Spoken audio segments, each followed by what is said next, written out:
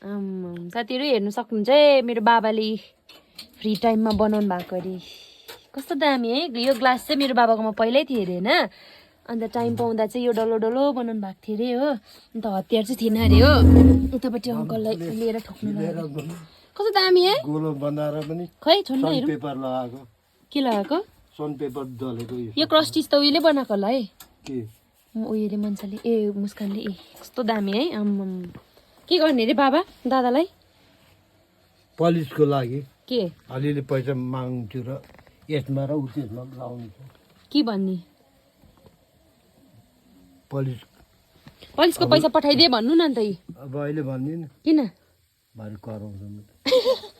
कसले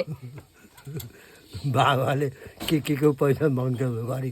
कुखुरा किन्ने घरि खै अन्त अस्ति किनेको कुखुरा किन्यो अन्त खै त्यो पैसा कुखुरा किनेको पैसा चाहिँ खै अन्त कराउँदैन म छु म हुँदा हुँदा कराउँछ कसको हिम्मत म हुँदा हुँदा तपाईँलाई कराउने तर यस्तो पुरा मन पर्यो मलाई मेरो बाबा के साह्रो यो क्रिएटिभ हौ है अब चाहिँ चारवटा फेरि यस्तो चारवटा छ बनाउने अब काठमा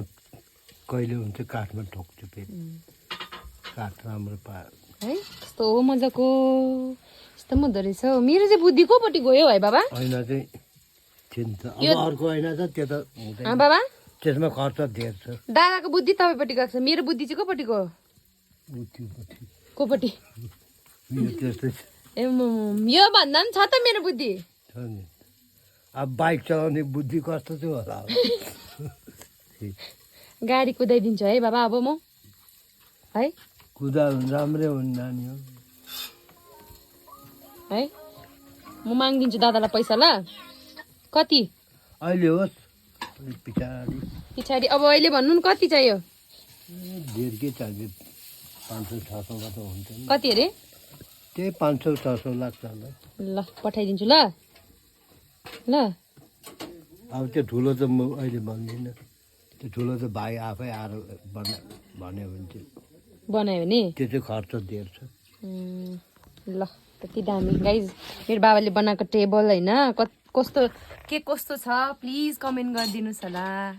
है मेरो बाबालाई माया गरिदिनु मेरो बाबाको कामलाई माया गरिदिनु